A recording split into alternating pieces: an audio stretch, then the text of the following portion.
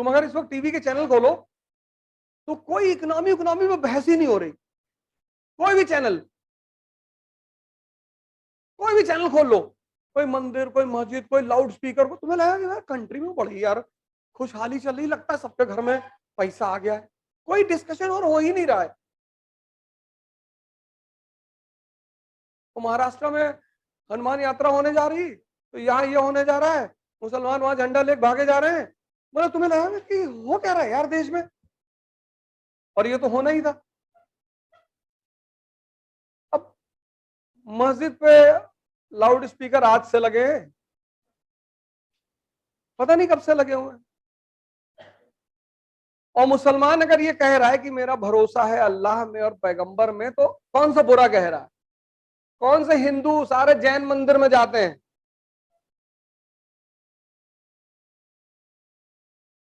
सारे हिंदू सारे जैन मंदिर में जाते हैं। तुम अपने हिसाब से पूजा कर रहे हो, किसी में तुम्हारी आस्था है, कोई तुम्हें टोक रहा है? उनकी जो आस्था है वो अपना कर रहे हैं। अब अगर मुसलमानों ने ट्रिपल तलाक को अंत करने की मांग की होती और सरकार उसे तब अंत करती तो उनको बुरा नहीं लगता। तो राजा राम मोहन रॉय तो मांग कर रहे हैं ना सती सिस्टम को खत्म करो, तो हिंदुओं को उतना बुरा नहीं लगा होगा क्योंकि वो खुद मांग कर रहे हैं। लेकिन जब बिना मांग के सरकार किसी की भी सामाजिक व्यवस्था में दखलंदाजी करेगी, समाज का सीधा संबंध किससे? धर्म से। एक ऐसा आदमी भारत आया, आजकल तो बड़ा लोग बताते हैं कि चरखे से आजादी आई थी।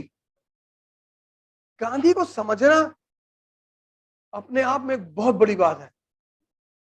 जितना महान व्यक्तित्व होगा, गांधी जी को गाली देना बहुत आसान है। गांधी जी बनना आंतरिक ताकत, आंतरिक। यहां एक पुलिस वाले का लोग विरोध नहीं कर पाते। पुलिस वाले आज की समाज का आदमी एक पुलिस वाले का विरोध नहीं कर पाता। वो ब्रिटिश साम्राज्य का विरोध कर रहा है आदमी। नोआखाली में एक गांव था रामपुर, कभी उसकी घटना पढ़ना। जब डायरेक्ट एक्शन डे में हिंदू मुस्लिम राइट शुरू हुआ, तो जिस एरिया में गांधी जी थे वहां 80% मुसलमान थे और 20% हिंदू थे। अकेला था वो आदमी, अकेला। और हिंदू मुसलमानों को काट रहे थे और मुसलमान हिंदुओं को काट रहे थे, और वो आदमी अकेला था रामपुर गांव में, नोआखाली में, हाथ जोड़ रहा था हिंदुओं से मुसलमानों से कि भैया आजादी मिल गई भैया, अब काहे लड़ रहे हो? बोले हम ऐसे ही लड़ते हैं। दोनों जाहिल कौमें है ना, दोनों पागल, दोनों एक से एक बड़े पागल है ना। दोनों में से एक समझदार होता तो मामला संभाल लिया था। दोनों है, उसकी अलग रायता है मुसलमानों का। एक साहब हमसे कश्मीर से मिलने आए थे, कहे हम आपको नमस्ते नहीं कर सकते। मैं क्यों? क्या हमारे धर्म में किसी के सामने झुक नहीं सकते? हमने कहा तो हमको बुलाने आओ पढ़ाने के लिए झुक नहीं रहे हो? नहीं जाएंगे। उल्टी सीधी कहानी पैदा, पढ़े लिखे आदमी हो इस तरह से उल्टी सीधी कहानियां फैला रहे हो। हिंदू अलग परेशान है, और दोनों के तर्क बड़े मजबूत हैं। मतलब तुम तर्क नहीं काट सकते उनका। ये किया वो किया, अफगानिस्तान पहले हिंदू राष्ट्र था, मुसलमान बन गया, पाकिस्तान बन गया, बांग्लादेश बन गया, धीरे धीरे सब क्या, धीरे धीरे सब बना लेंगे सब। अच्छा, वो 1948 से एक राष्ट्र है, इतना बड़ा इतना बड़ा इतना, ये इजराइल इतना ही बड़ा है और कम है, इतना बड़ा। ये देखो, ये इतना बड़ा राष्ट्र, इतना बड़ा, ये दिखाई भी नहीं पड़ रहा होगा जो पीछे बैठे होंगे। और इतना बड़ा अरब वर्ल्ड है, और उसमें ये इजराइल है। इन सबको मारता पटक पटक के।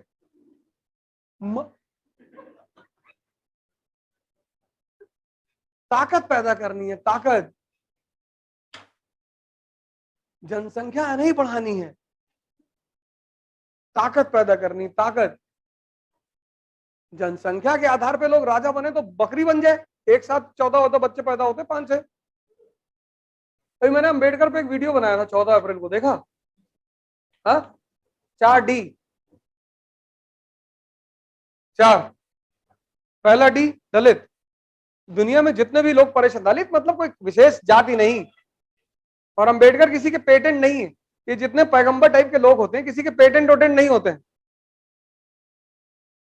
जितने भी। इसीलिए अंबेडकर के हाथ में क्या है? किताब है।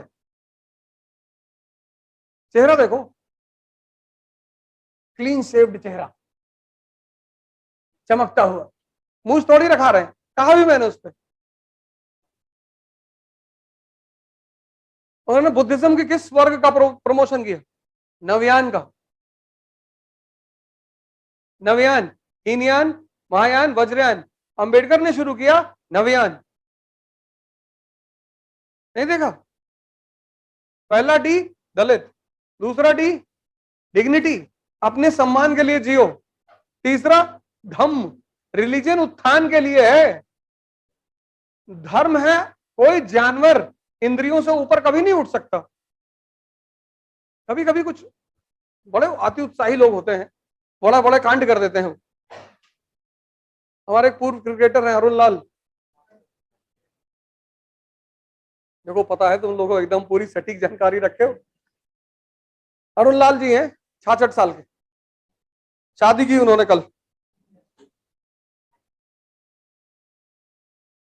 कितने वर्ष की दुल्हन है? देखो इंफॉर्मेशन देखो। यही तो मैं कहता हूं कि जहां तुम्हारे दिमाग को रस मिलता है तुम उसको सेव कर लेते हो तुरंत। तो ठीक है, कुछ लोग होते हैं बहुत क्रांतिकारी टाइप के।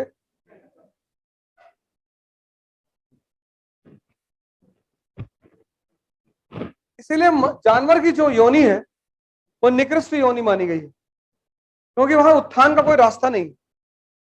जानवर इंद्रियों पर पैदा हुआ, इंद्रियों पर मरेगा। मनुष्य एकमात्र प्राणी है जो इंद्रियों पर पैदा तो हुआ है, लेकिन इंद्रियों से उठकर वो अपनी चेतना तक जा सकता है। मतलब भगवान बनने की क्षमता है उसके अंदर। ये धर्म का उद्देश्य है। तभी अल्लामा इकबाल ने कहा था मजहब नहीं सिखाता आपस में बैर करना। और चौथा डी है अंबेडकर का, डेमोक्रेसी।